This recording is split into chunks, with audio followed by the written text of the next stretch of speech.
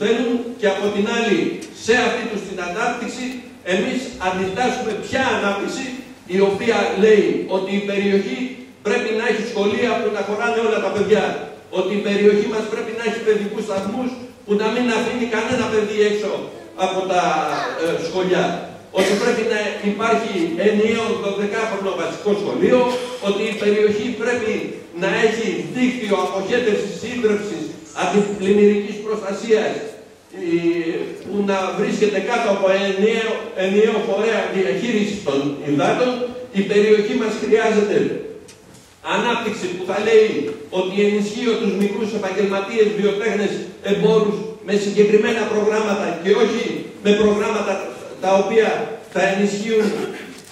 την κερδοφορία των τραπεζών. Η περιοχή μας χρειάζεται ενίσχυση των μικρών αγροτών κόντρα στις κατευθύνσεις της κοινής αγροτικής πολιτικής. Η περιοχή μας χρειάζεται συγκεκριμένα μέτρα ώστε η νεολαία μας να μην καταφεύγει στα ναρκωτικά. Η περιοχή και η επένδυση δική μας έχει να κάνει με την πρόταση το ότι χρειάζεται ο αθλητισμός να μην είναι στα χέρια των ιδιωτών και των ΠΑΕ, αλλά να ενισχύονται τα ερασιτεχνικά σωματεία, ότι ο κάθε γονιός δεν χρειάζεται να πληρώνει κάτι της για να αθληθεί το παιδί του ή να έχει σε σχέση με τον πολιτισμό.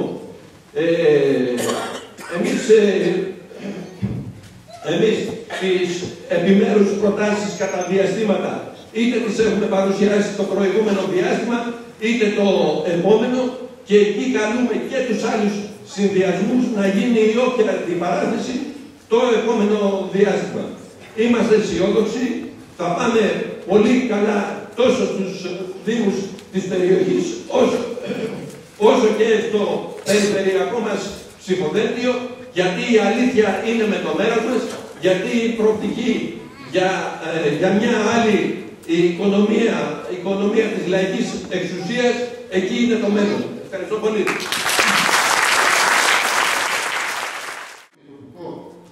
Ενδιαφέρον, εμείς τους καλούμε να κάνουν το βήμα, να αξιοποιήσουν την πείρα τους, την εμπειρία τους, να δουν τη ζωή μέσα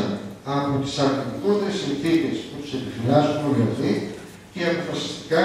να ενισχύσουν τα ψηφοδέλτια της λαϊκής εισφύρωσης στην περιφέρεια και στο Δήμο.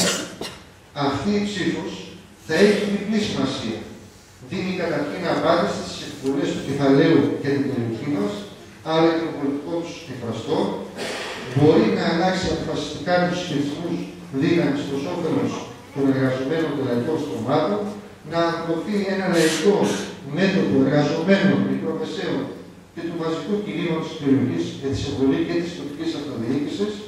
για να ανατρέψουμε, να αντιμετωπίσουμε αυτούς τους σχεδιασμούς και ταυτόχρονα όμως να καλλιεργηθεί η προοπτική ενός άλλου δρόμου ανάπτυξης προς όφελος των εργαζομένων, όπου τα λιμάνια, οι εκτές και οι παραλίες θα γίνουν δημόσια περιουσία κάτω από εργατικό έλεγχο με ενιαίο φορέα που θα τις διαχειρίζεται και κυρίως αυτό που πρέπει να πούμε και αφορά και τους συνανθρώπους μας στην Νότια Εύβοια και στα νησιά, ακτοπλοϊκές κοινωνίες, δημόσιο αγαθό που θα εξυπηρετεί τις λαϊκές ανάγκες. Ευχαριστώ.